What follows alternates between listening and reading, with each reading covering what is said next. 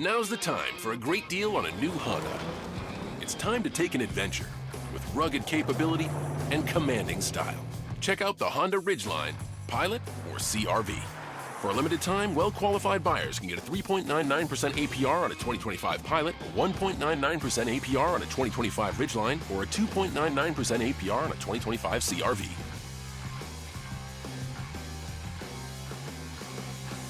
See dealer for financing details. Ahorra en Cox Internet al agregar Cox Mobile y obtén Internet con el poder de fibra en casa y confiabilidad 5G insuperable cuando estés fuera. Desde jugar un partido en casa, ¡Sí, golazo! hasta verlo en vivo. Puedes hacer más sin gastar más en cox.com/español. Cox Internet está conectado al edificio con un cable coaxial. Cox Mobile se opera en la red con una confiabilidad 5G insuperable según las medidas de Ookla LLC en los Estados Unidos. 2H2023. Los resultados pueden variar. No es un endoso. Aplican otras restricciones.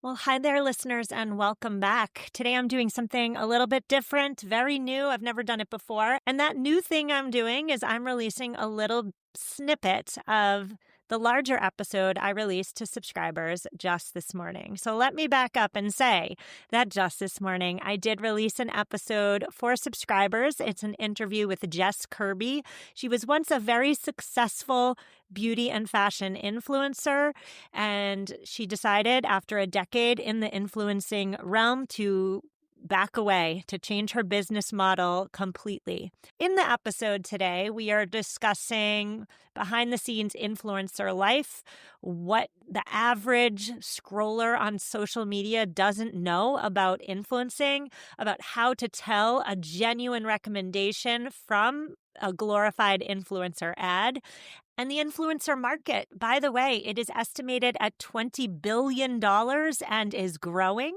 And so today's episode really tries to get to the bottom of the consequences with regard to being sold to at every corner, those personalities that we follow and love on social media.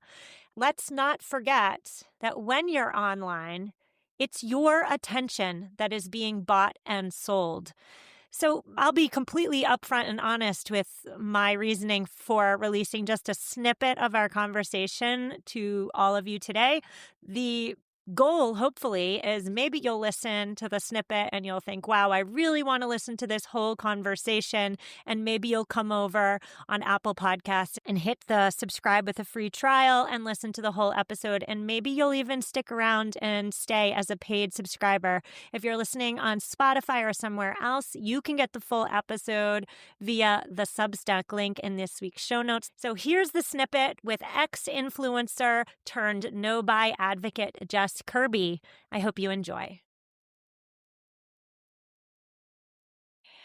I'm wondering, and I'm totally going to just put you on the spot here, Jess, but I'm wondering if there's anything you can think of that the average listener doesn't know about influencer marketing. Yeah, I mean, it's a lot of work, but it's not hard work. You're not a neurosurgeon. And I think that people get mad at influencers sometimes because they talk about how hard it is, but it's a lot of work. It's a 24/7 job, which leads me to my next point that I think that it really takes a toll on your mental health. I don't know any influencers that don't really struggle with mental health issues, which I think is a result of a lot of things, but I think the main thing is being chronically online. That's just not good for anyone. The challenge for influencers is it's hard to step back because social media rewards people who are constantly creating new content.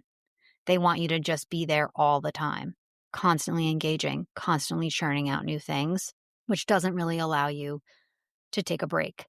On the flip side, I would say I don't think people have any idea how much money influencers are making. There's a lot of people making a lot of money. Well, to that point, influencer marketing is all about getting that personal recommendation for a product or service. In your opinion, and also in your experience as an influencer, would you say that I can believe my favorite influencers when they say, oh my gosh, this thing is so amazing? Can I believe that? No.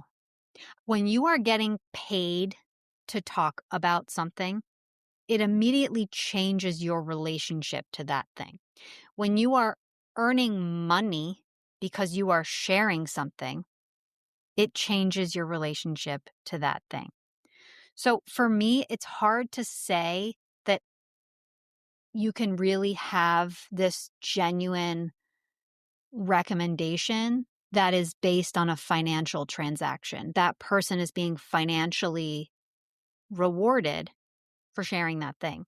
And sure, there's things I loved that I did share, but there's no opportunity for any honest criticism or questioning because you've put yourself in a position where you've been paid by the brand or you're making a lot of money or both for sharing that product, if that makes sense.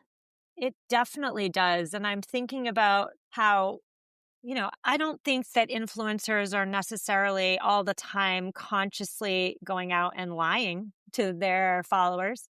But it's certainly easy to talk about how great your new outfit is if you were making thousands of dollars to say so. Even if you're not making thousands of dollars, it's easy and natural to say how amazing you feel in your new whatever if you got it for free. Exactly. I say that all the time. Yeah, a $500 sweater feels a lot better when you're wearing it and you didn't pay for it. You have a Yeah. totally different relationship to something when you've spent your own money on it. Right. All right, my friends, there's your snippet. I hope it enticed you to listen to the whole thing. Come to the good side. Come on over and be an informed and conscious consumer of your attention in a world that, is buying and selling your attention through, in part, influencer marketing. Come on over, be a subscriber. I welcome you with open arms. Thank you so much for considering.